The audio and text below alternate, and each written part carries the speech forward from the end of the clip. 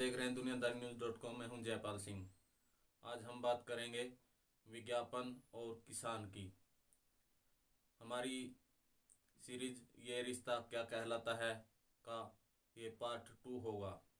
आज हम बात करेंगे विज्ञापन में जो सच्चाई नहीं होती वो किसान से जुड़ी हुई हकीकत होती है। तो इस बारे में विस्तार से जानिए। विज्ञापन क्या है? विज्ञापन वो जरिया है जिसके द्वारा कंपनी अपने उत्पाद को बाजार में प्रचारित करती है। वह उस प्रचार के माध्यम से बताती है कि प्रोडक्ट या उत्पाद के खरीदने से उपभोक्ता को क्या क्या फ़ायदे होंगे, और वह उसकी क्वालिटी आदि के बारे में भी विस्तार से बताने की कोशिश करती है। विज्ञापन क्यों ज़रूरी है? कंपनी किसी उत्पाद को बेचने के लिए उसका प्रचार करती है। जब भी कोई नया उत्पाद बाजार में आता है तो लोगों में इस बारे में जागरूकता नहीं होती। तो लोगों में जागरूकता फैलाने या अपने प्रोडक्ट का जो मुनाफा है उसको बढ़ाने के लिए कंपनी भिन्न भिन्न तरीकों से प्रचार करती है। उसमें टेलीविज़न, रेडियो, पोस्टर, बैनर, अखबार और इंटरनेट जैसी सुविधाओं की मदद ली जाती है, जिसके द्वारा कंपनी अपने नाम और अपने उत्पाद के नाम को प्रमुखता से प्रचारित करती है और उसके लिए उपभोक्ता को प्रभावित करने की कोशिश करती है। मुख्य धारा मीडिया, जिससे हम अपील करते हैं कि क्या कभी आपने ये चीज़ दिखाई कि भारत में राजनीतिक पार्टियों पर कितने मुकदमे दर्ज है, कितने उनके विधायक, सांसद और मंत्रियों पर मुकदमे दर्ज हैं। तो क्या वो अपराधी नहीं हैं? तो क्या उनको सज़ा नहीं मिलनी चाहिए? क्या ये देश के लिए शर्म की बात नहीं है कि जो हमारे देश को चला रहे हैं उनके ऊपर भी आपराधिक मामले दर्ज हैं? क्या हम दूसरे देशों के नेताओं के बारे में ही लांछन लगाते रहेंगे और हमारी छवि कैसी है ये हमें नहीं पता है? तो क्यों नहीं उनकी लिस्ट भी जारी की जाए। हर पार्टी के हर मंत्री या विधायक या सांसद जिन पर भी मुकदमे दर्ज हैं या आपराधिक षड्यंत्र के तहत कोई मुकदमा दर्ज है या संगीन अपराध का मुकदमा दर्ज है, किसी भी प्रकार का मुकदमा दर्ज है, तो उसके बारे में एक लिस्ट जारी की जाए और जनता को बताया जाए कि अपराधी नेता हमारे देश में किस प्रकार आज भी विधानसभा और संसद में पहुंच रहे हैं, यहाँ तक कि बड़े बड़े पदों पर भी पहुंच रहे हैं। तो इससे जनता में भी चेतना आएगी और मीडिया भी अपना फर्ज निभा सकेगा। किसान का यही गेहूँ सस्ते दाम पर सरकारी मंडियों में या जैसे तैसे भी जो भी मंडी उपलब्ध होती है उन मंडियों में MSP से भी कम दाम पर बेचा जाता है। किसान उसको बेचने के लिए मजबूर होता है, उसके पास स्टोर करने की अक्षमता नहीं होती, वह इस गेहूं को प्रोसेस नहीं कर सकता, उसके पास प्रोसेसिंग मशीन नहीं होती।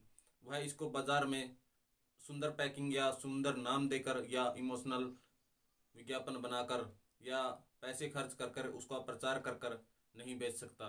उसको जैसे तैसे अपने घर का खर्चा चलाने के लिए इस गेहूं को औने पौने दामों में बेचना पड़ता है और इस गेहूं से कंपनियां मुनाफा कमाती हैं और किसान की आर्थिक स्थिति बिगड़ती जाती है। कई बार तो आर्थिक स्थिति इतनी बिगड़ जाती है कि किसान आत्महत्या तक कर लेने पर मजबूर हो जाते हैं। अब हम बात करेंगे किसान के अन्य उत्पादों की। किसान चावल, गन्ना, कपास, रबड़, रेशम, मांस, मछली, दूध, सब्जियां, फल, बहुत कुछ उत्पादित करता है, लेकिन उसको सही दाम नहीं मिल पाता। वह अपने उत्पाद को औने पौने दामों पर बेचने के लिए मजबूर होता है। अब हम बात करेंगे किसान द्वारा उत्पादित गन्ने की। गन्ने की आजकल बहुत बेकदरी हो रही है। गन्ने का रस पीना मानो अपमान की बात हो गया है। आज हम जब भी बाजार में जाते हैं तो वहाँ पर बहुत सी कंपनियों द्वारा पेय पदार्थ उतारे गए हैं, जिसको कोल्ड ड्रिंक भी कहा जाता है।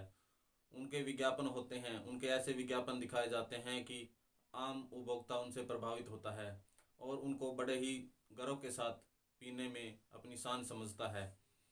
तो यहाँ पर एक बात और देखने योग्य है कि उनको केमिकलों द्वारा बनाया जाता है। अब उनके अंदर क्या क्या होता है ये तो हमें पता नहीं होता और उपभोक्ता उसको बड़े चाव से पीता है। लेकिन उनके बाद हमारे शरीर में कितनी कमी आती है, क्या क्या बीमारियां हमारे शरीर के अंदर हो सकती हैं, ये आज तक किसी के पास सोचने का समय नहीं है।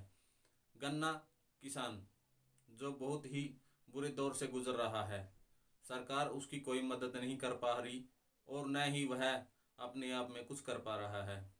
गन्ना रस जिसके द्वारा शरीर की बहुत सी बीमारियां हमारे शरीर से अपने आप ही बाहर निकल जाती हैं, उसके इस्तेमाल से बहुत बड़ा शरीर में फ़ायदा होता है।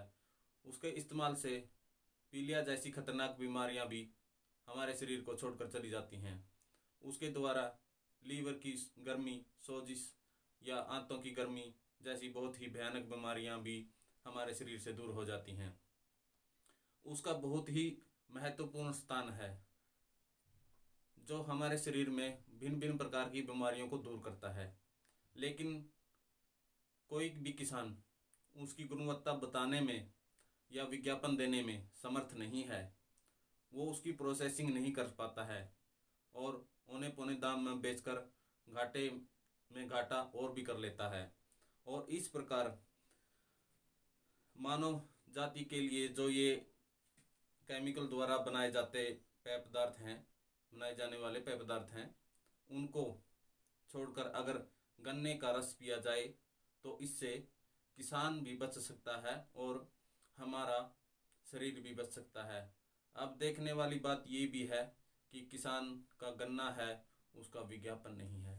बिना विज्ञापन के कोई चीज़ हमारे देश में बेचना मानो नामुमकिन हो गया है। जिन खाद्यान्न को बेचकर किसान मुनाफा नहीं कमा सकते और कर्जे के बोझ से दबते चले जाते हैं, उन्हीं खाद्यान्नों को विज्ञापन के जरिए प्रोसेसिंग करने के बाद स्टोरेज क्षमता के साथ कंपनियां मुनाफा हजारों में नहीं करोड़ों तक कमा लेती हैं।